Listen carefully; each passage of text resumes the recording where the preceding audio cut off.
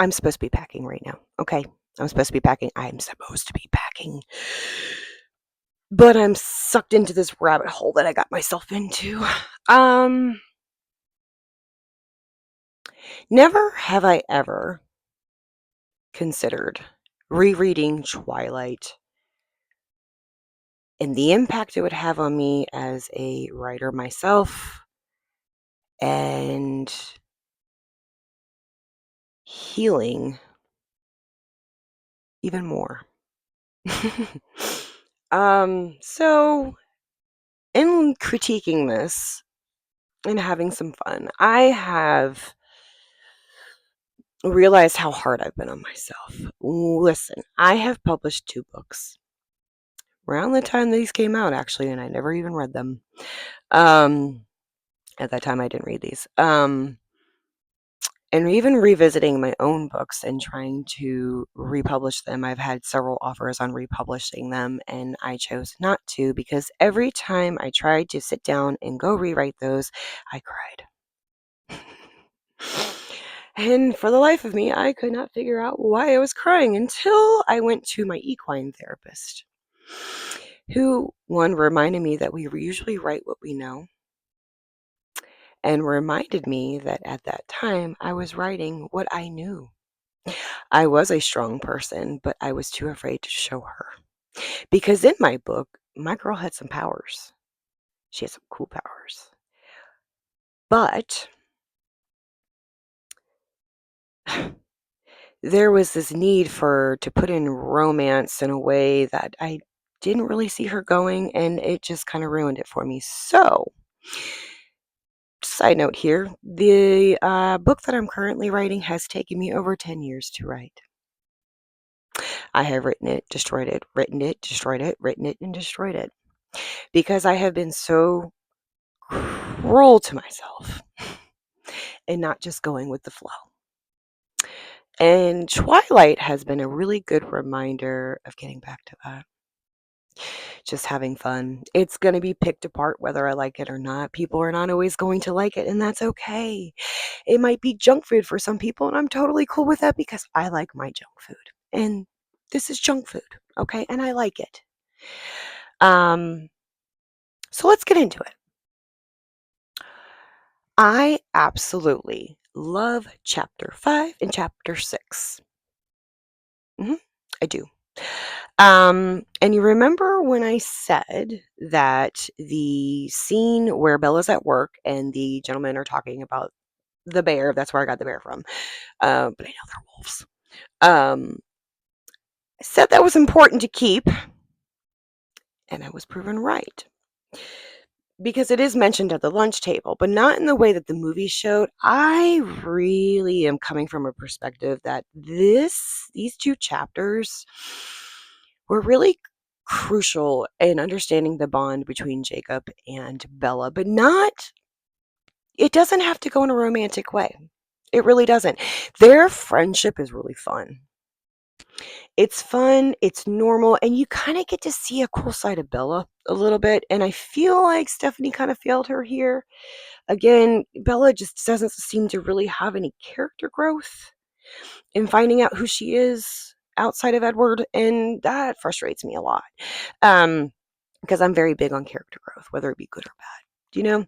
And, because that's fun, but the relationship between the 2 of them is fun, and it's healthy, and it's normal.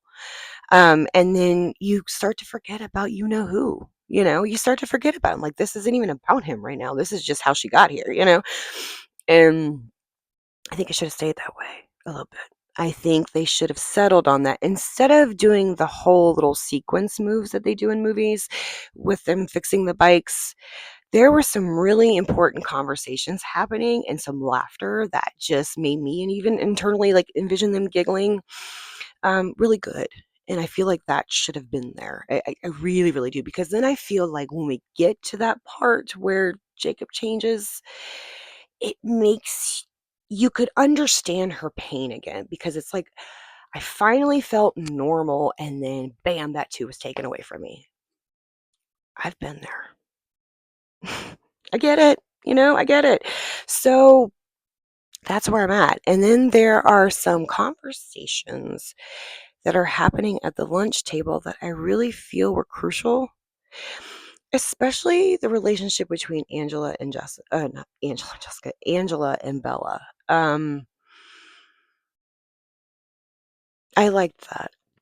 It was normal, and I feel like it gets alienated a lot in the movie, and I feel like the the focus is it's not so much on Bella's story, it's on Bella and Edward's story. Do you know what I'm saying? Like, it's not her journey, it's their um, am I making sense? I don't know, but I really feel like there are some important things that needed to be portrayed in the movie that were not, and I feel like it would have cleaned up a little bit better, and I feel like it would have told the story a little bit better, and I also kind of feel like maybe it would have shifted a little bit better.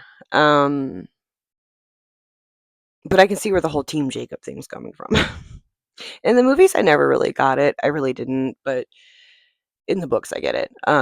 Again, you can tell I just skimmed through these because I was getting irritated. So, but yeah, I really, really like these 2 chapters, and I really like this relationship with Bella and Jacob. I really do. Even Charlie. Charlie kind of plays a little bit of time in it, and I like that too. But the conversation at the lunch table, I want to bring back to this because the conversation at the lunch table with I think it's Lauren and yeah, Lauren, Angela, and Jessica. So Ben's out. I think it's Ben, right? Is out with the stomach flu. Like that whole movie scene does not happen with the stomach flu. Like it's actually at the lunch table, and they're talking about the bears, right? That they were saying they were talking about this picnic, yada yada yada. Well, then Bella kind of interjects and reminds Mike of that conversation at work that those gentlemen were having about this ginormous bear. And that's a fun little sneak into, are they bears? Especially for somebody who's like never seen the movie. You know what I'm saying? Like it kind of piques your interest on where this is going a little bit more and some more of the folklore that's about to come up. And Bella doesn't really catch on, I don't think, right away. There was moments where she talks about a dream with Sam. I think she starts to shift and realizes there's some possible danger coming. And I think that's where she starts to have her nightmares again. Okay. Looking back at that, don't totally hate that now. Okay. Yeah, it's nice to reflect, you know? But yeah, I'd be interested in your thoughts. Do you, especially my Twihards, okay? Do you feel like the movies a lot of times really missed out on some crucial opportunity of storytelling? Like, do you feel like they leaned a little too much in one direction and not necessarily focused enough time on the other?